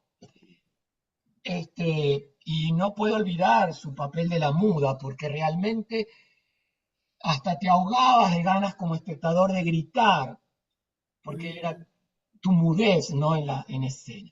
Y era en una especie de teatro al aire libre, no sé si en el Parque Les Sabes, no me acuerdo dónde fue, una noche. Que yo no sabía ni quién era Brecht, ni quién era Madre Coraje, ni quién era Bueno, ni nada. Y no sé con qué caía ahí, yo tendría 18, 19 años. Entonces, nada que ver con el teatro en ese momento. Entonces, pero yo dije, ¿qué es esto, por Dios, no? Mm. Y cuando la entrevisté a Agüero, mujer dificilita también, hablamos de eso, ¿no? De su trabajo en Madre Coraje. Mm. Sí, lo que pasa es que también agarrar así uno de esos clásicos, pues la gente los toma así como que son modelos específicos que tienes que reproducir, ¿no? Yeah. Claro. Y yo creo que las academias ayudan mucho a reproducir esos estereotipos de que, bueno, Stanislavski es este, Brecht es aquel, Grotowski es así, o sea, como que, yo hago un teatro específicamente de. Pero, por ejemplo, ahí cuando con todas las entrevistas que tú haces, Gustavo, y todo, ahí tú ves precisamente cómo van, ¿cómo se llama? Se adaptan todas esas metodologías, que no es imposible pensar de que podemos amarrar una forma de creación, ¿no? Eso es lo bueno, y eso es soltar la lengua, soltarnos del lenguaje aquel que no tiene binario, ¿no? Ya, Porque, por ejemplo, sabes que una de las, yo les voy a proponer aquí una discusión a ver si podemos hacerla más adelante, que es precisamente cuando uno manda material para un festival de teatro, siempre le dicen cuál es el género. Claro. Sí, yo a veces digo, se puede colocar aquí el género bobo, ¿no? Ujú. Porque es que el género también genera eso, crea esa cuestión. Ah, son entonces una formatos. comedia, una tragedia. Sí, yo creo que también actualmente el teatro abarca todo al mismo tiempo, ¿no? Son unas estructuras que son dinámicas, ¿sí? Y entonces me da mucha risa porque regularmente así pasa ese tipo de cosas, ¿no? Siempre estamos buscando la taxonomía, la clasificación y no se muevan de ahí. A este le gusta el drama, a este le gusta la tragedia, a este le gusta la comedia y encasillamos casi todos los momentos teatrales, ¿no? Es una cuestión propia de Sí, pero nosotros además como de la posmodernidad, dime. no, también nuestra propia práctica. Yo estoy haciendo una obra de danza contemporánea y ahora acá en Buenos Aires se me acercó un colega y me dice, pero ¿cómo es que dirigís danza? Me dice, si Por vos ejemplo. siempre has estado Ajá, vinculado a la dramaturgia y le digo, y yo provocativamente se lo dije, por supuesto no pienso esto, pero le dije, es lo mismo, le dije. ¿Cómo que es lo mismo? Bueno, no es lo mismo, le digo, pero ¿por qué no? Le dije. Mm, Y la verdad que nada, es interesante también para uno mismo correrse eso. Yo, bueno, dirijo danza porque en realidad hay una bailarina actriz que me invitó a dirigirla, digo, eh, me invitó a la aventura, digamos, ¿no? Pero me animé a alargarme a eso.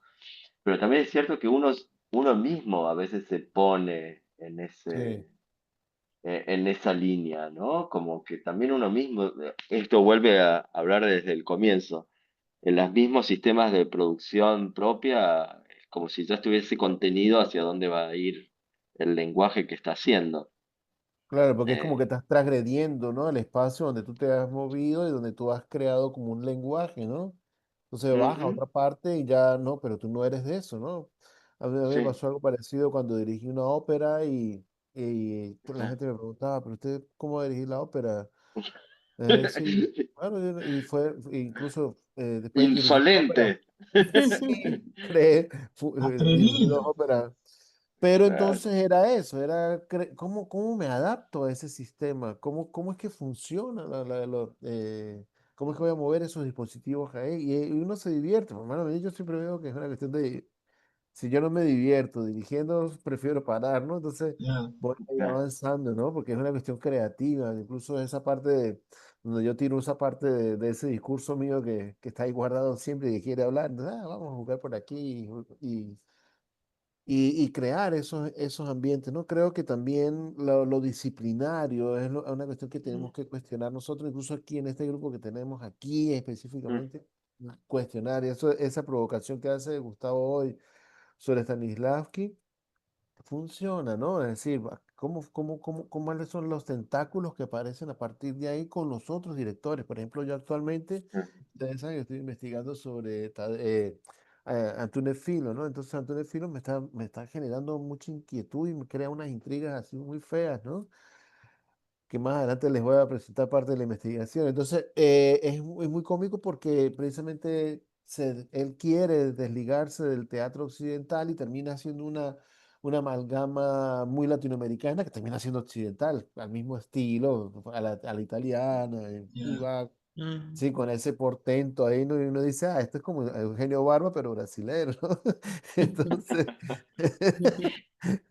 Pero es parte de eso, porque te ayuda a cuestionar. Tú dices, pero es que siempre estamos repitiendo la estructura, aprendimos de una forma, no sé si me atrevo a decir que tenemos un teatro que tiene un transunario en el cual no podemos salirnos de ahí siempre, regresamos al escenario en italiano, al escenario no sé qué, la misma dinámica. ¿Sí me entiendes? mm, Porque aprendimos ahí, ¿no? Lo pasa por nosotros y concebimos el arte de una manera específica, que tiene que ser así. Entonces, como que los dispositivos siempre se mueven de forma de igual, ¿no? En la forma como está dispuesto el público, cómo son esas creaciones poéticas, las narrativas, cómo las voy a contar. Y una de las cosas que hemos olvidado realmente que el arte también se expande hacia el público también tiene una forma de participación que no es Mm, precisamente que esté ahí, no, no es que no esté sentado, sino, no sé, tiene que haber otra manera. Creo que Artaud ya nos lo venía diciendo de eso mm, de buscar esa cuestión, Ese es hierofanía, ¿no? otro que tenemos que Es, poner en el banquillo de Saint-Saëns. Artaud ayuda mucho para uno entender, claro, porque él se va hacia el ritual, va y dice, claro, es que es una cuestión elemental humana. Y nosotros lo estamos amarrando y lo estamos artificando, digamos así mm, como colocar todo artificial así, aquí, ¿no? Bueno, toda la onda grotowskiana con los rituales, pero la investigación de Grotowski con los rituales nos Ajá, lleva a un teatro ritual. Era otra cosa, claro. buscaba otra cosa en los rituales, pero acá, en México, en algunos países sobre todo, empiezan con esto de irse al bosque, de hacer todos estos rituales Mm, indígenas, y eso es otra cosa. Ahora, como nos quedan unos pocos minutos, yo quisiera marcar un poco así para redondear lo de hoy, porque la entrevista con esta barcelonesa es muy fuerte. Entonces, gracias José por haberla pasado. La voy a citar porque todavía sigo manipulando ese ensayo sobre el amor. Pero acá ella, como digo, toma un concepto de melancolía que no es el de Freud. Pero ella dice, y creo que tiene que ver, dice, lo que nos hace sujeto es que tengamos incorporado al otro. Acá lo escriben con minúscula, yo hubiera puesto en la transcripción, seguramente ella pensaba en el otro con mayúscula porque hay todo un background lacaniano en lo que ella dice. Y cuando pasa la melancolía, en Freud la melancolía, el duelo y melancolía, en Freud la melancolía es algo muy rejodido, pero ella tiene una versión más renacentista de la melancolía. La melancolía era un estado poético, si ustedes quieren, que Sí, podría ser bohemio, hasta bohemio, podemos decir, hasta dandista. Pero ella dice, esto de la melancolía no es engancharse al objeto perdido, no es engancharse a lo perdido, sino que es la conciencia de la pérdida. mm, Vos recién dijiste, tenemos ese rasgo unario, dijiste que no mm, sabemos cuál es y cómo es, que se insiste en la repetición. Bueno, ese rasgo unario es probablemente el objeto perdido del deseo, el objeto, ah, el objeto de una satisfacción pulsional perdida, irrecuperable, que es, dice, esto de la melancolía no es engancharse al objeto perdido, sino que es la conciencia de la pérdida, que es lo que el duelo no quiere aceptar. mm, Nosotros hoy estuvimos en toda una reunión haciendo el duelo. Estuvimos en una sesión de duelo. Le llamamos apocalíptica, pero es un duelo. Porque estamos hablando de la muerte del teatro, de lo que está muerto en el teatro. Estamos como en un duelo. Y no sabemos que no podemos revivir al muerto, porque el muerto está muerto. El melancólico sabe que somos perdedores por adelantado. A mí esta frase me cuestiona un montón de cosas. Es aceptar esa pérdida. Yo diría, es aceptar la castración, incluso en las nuevas relaciones que vamos a tener con nuevos objetos. Las relaciones que vamos a tener con nuevos objetos están marcadas por la pérdida. No es que vamos a pasar de un objeto a otro, como dice después, que ella le imputa a Freud, que Freud está haciendo como el capitalismo, de que bueno, se murió tal persona y después de 2 años meto la libido en otro objeto y voy... No, no, no, Freud no dice eso, no es que voy de objeto en objeto como en el neoliberalismo y no olvido el muerto. No, no, no. Pero ella dice, podríamos decir que todo amor, y acá articulamos con nuestras reuniones anteriores, vuelvan a leer este párrafo, podríamos decir que todo amor es melancólico, porque todo amor, dice, tiene conciencia, todo amor y toda amistad sabe que en algún momento va a perder al otro. Y sí, es lo que da consistencia a la relación.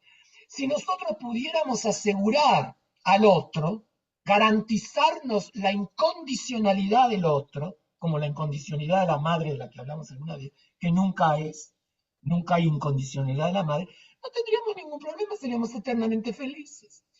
Y también seríamos eternamente pobres, porque nos quedaríamos nada más que con ese objeto. Entonces, dice, si no pensáramos así, dejaríamos de valorar las cosas, porque bueno, ya vendrá otro objeto, entonces ¿para qué preocupar? Pero no es una simple sustitución. Entonces, pero luego agregan la siguiente pregunta, algo terrible, que no está, creo, mucho en Lacan. Ella nombra a Derrida inmediatamente, yo no sé dónde lo dirá. Dice que Derrida, después de la muerte de Blanchot, dijo esto. Habría que explorar eso. Dice, si ha habido una relación de amor, se muere una parte de mí. ¿Qué parte de ustedes como teatristas están dispuestos a dejar morir en el teatro? Esa sería mi pregunta. ¿Qué parte estamos dispuestos a dejar morir? Sabemos que vamos a perder. Y entonces, ¿qué parte? Es decir, en la parte que va a morir no, no justifica ninguna inversión, ninguna lucha, ninguna resistencia. Cada vez que muere alguien es el fin del mundo. Esto creo que es un poco lo de la obra de Gigena. Cuando perdemos a alguien con quien había un vínculo de amor, cae el sentido del mundo. A nosotros se nos ha caído el sentido del mundo del teatro, el teatro como sentido del mundo. Se rompe el lazo con la vida, hay que reconstruirlo, obviamente, pero no sin su pérdida. A mí me parece potentísimo pensar estas cosas, ella lo piensa en otros registros, pero a mí me interesaría esto, leerlo en el contexto de lo que charlamos hoy. En el contexto que charlamos hoy. Es muy potente, muy provocativo. Incluso hay una parte donde dice, que lo tengo aquí anotado, dice, la melancolía permite alejarnos de la realidad. Ya. Pero la melancolía se aleja de la realidad porque en lo que está interesada es en el objeto perdido, que en esta entrevista hay que leer como lo real, más que como el objeto perdido del deseo o el vacío, la angustia. Entonces, en ese sentido, el melancólico tiene conciencia de lo que ha perdido, en lo que ha perdido, dice Freud.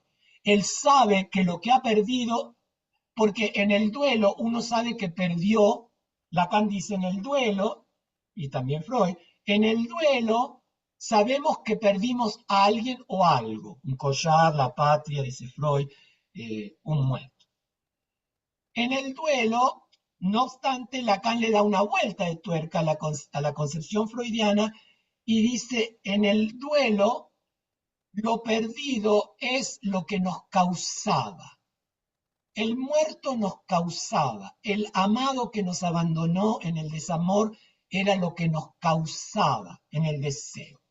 Y de pronto eso desaparece y no tenemos causa de deseo. Entonces estamos medio moribundos.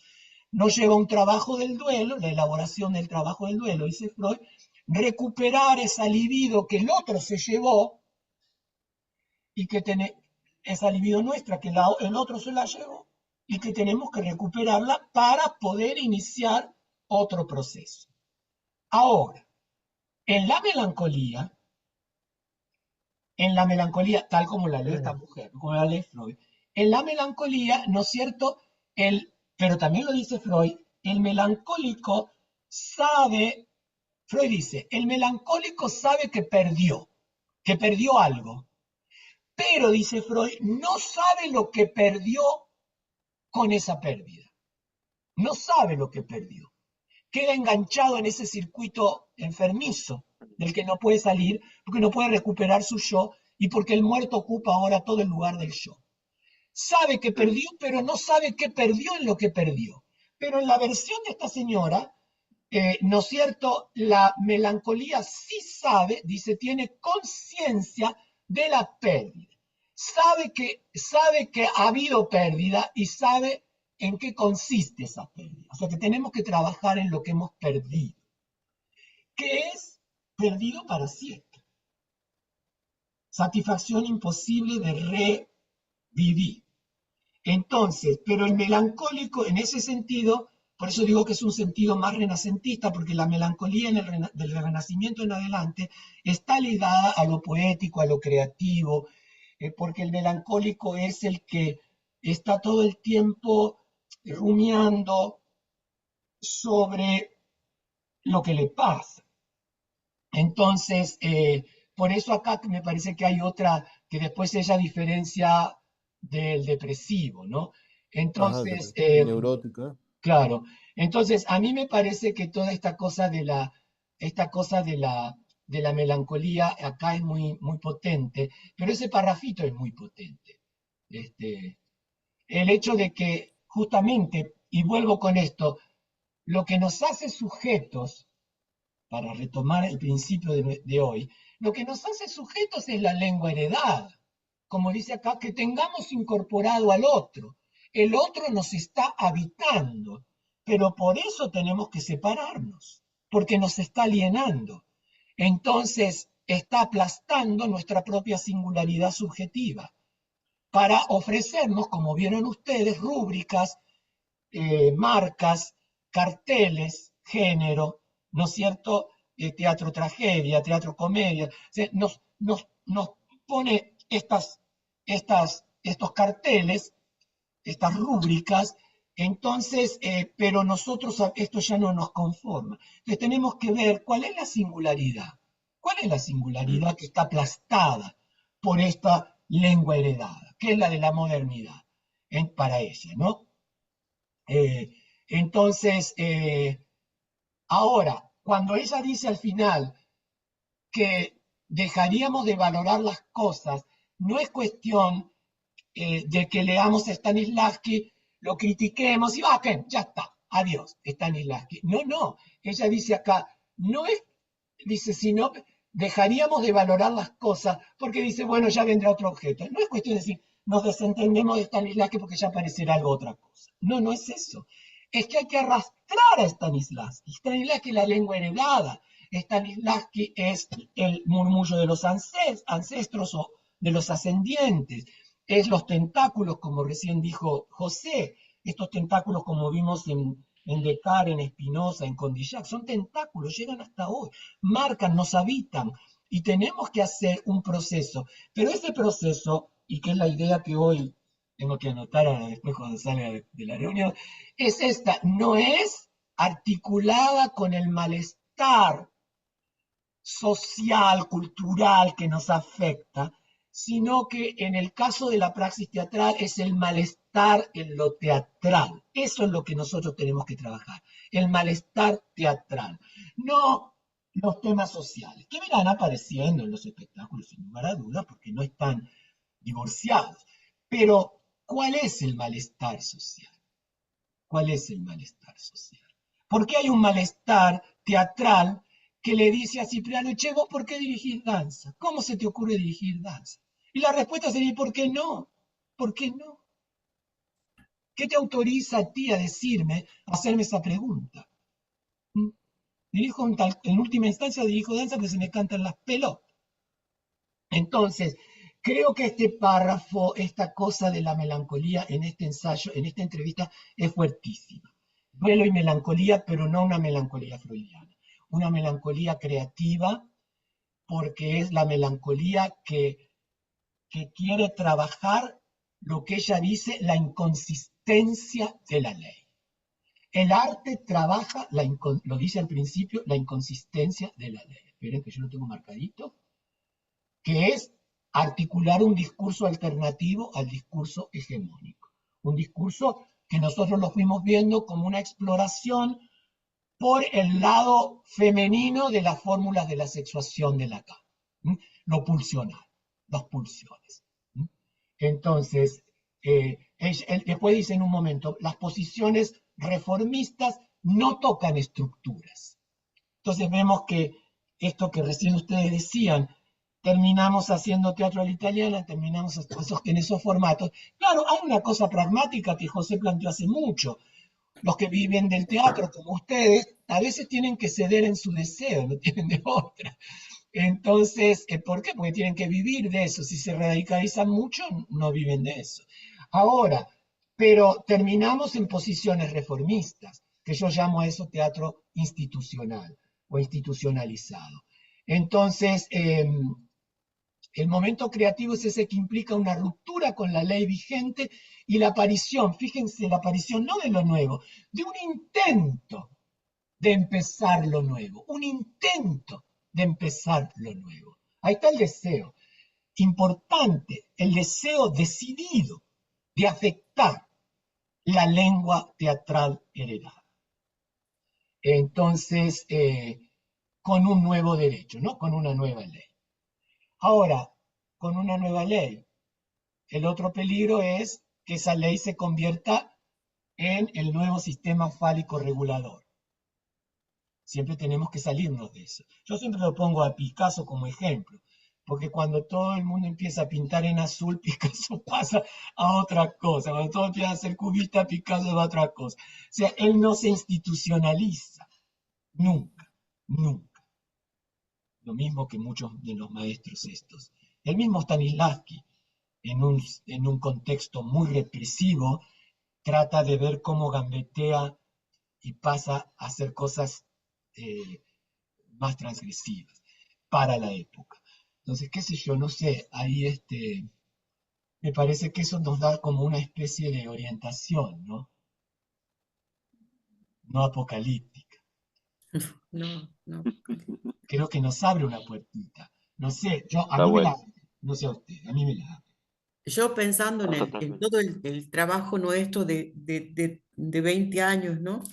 Que vivir aquí y trabajar aquí ha sido tener que poner lo que hacíamos tanto en un salón tremendo, tremendo, que no fue pensado para teatro, sino para no sé qué, de esos que hacen los gobiernos como casas de las culturas inmensas, lejos, allá perdidas, hasta patios de tierra, hasta esquinas donde se armaba un escenario, plazas, escuelas.